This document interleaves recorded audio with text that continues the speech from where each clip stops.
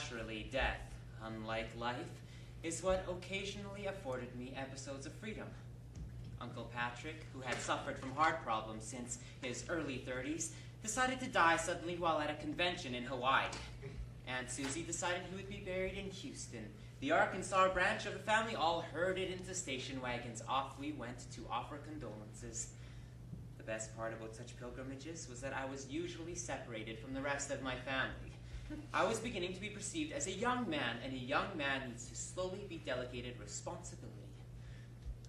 Uncle Patrick's mother, Aunt Killy, was in the hospital with problems all her own.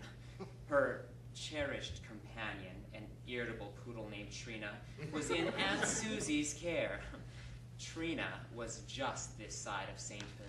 No beauty treatment, special diet, or privilege was too extreme. While home with Killy, she dined on deviled crab meat and was taken for twilight drives. While kept by Susie, she was treated like the neurotic bitch she was. In light of the grievous circumstances, the responsibility of watching and feeding Trina were transferred onto me. Gladly, I accepted. There was no place I would have rather stayed than with Aunt Susie. Trina, as always, was impossible. She refused to eat, bit you if you tried to pet her, and stayed up half the night pacing the kitchen floor, her little painted nails going click, click, click, click, click. The only time she was halfway human was when she stood by the sliding glass doors that led out to the patio, pool, and garden, for it was there, beneath the azalea bushes, that she was permitted to do her business. Responsibility has never been one of my fortes. Trina tripled the challenge. She was 13 years old. I'd known her my whole life.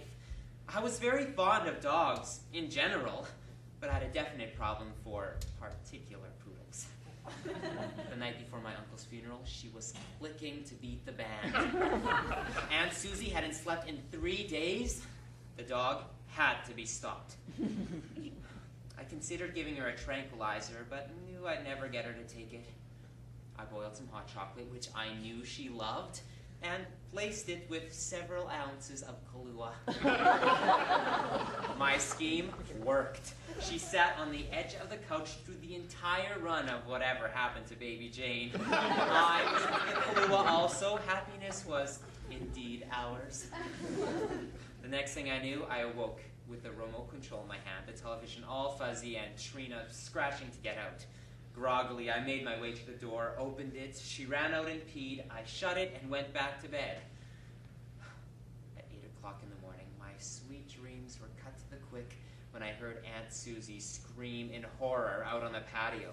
I rushed out to see what she had seen, and when I saw, screamed too. Guilt and shame flooded me as I witnessed the sight too terrible to be true. Trina's corpse floating around the pool. How had it happened? Hadn't I let her back inside? And even if I hadn't, could she have possibly been so drunk as to fall in the swimming pool and drown on her way to the azalea bushes? Aunt Susie instructed me to go to the garage and get the cleaning net. I tried fishing to no avail. Eventually, I had to swim in and try to haul her up by hand, but every time I got close enough to grab her, she just seemed to sink further down. When I finally managed to get a hold of her rhinestone collar and began to pull her to the side, one of her hind legs got stuck in the drain and twisted terribly out of shape. Then, on dry land, what were we to do with her? She was bloated to twice her normal size and as stiff as could be. She wouldn't fit in the garbage can. We had to call a vet and pay for a cremation service. I tried to apologize, but Aunt Susie wouldn't hear of it. Trina should have been put out of her misery years ago. I don't know why they leave it with me anyway. I've always hated dogs. So did Patrick. She grew teary-eyed and suggested we have breakfast. We also had a bottle of champagne. Patrick would have wanted us to.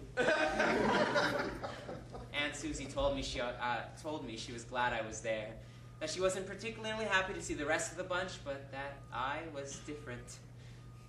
I sat with her in her dressing room while she put on her makeup, drew on her eyebrows, and did up her hair.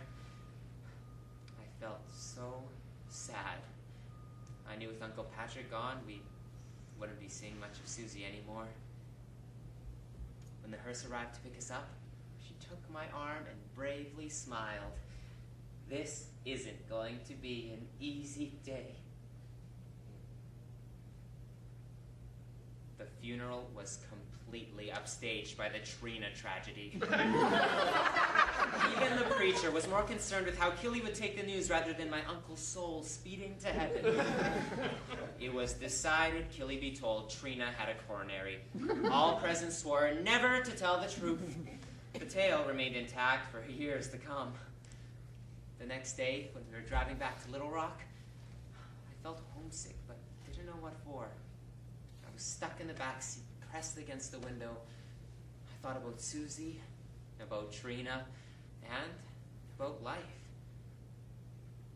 Funny how the humdrum goes on forever and the good parts so quickly blur, just like scenery in the distance.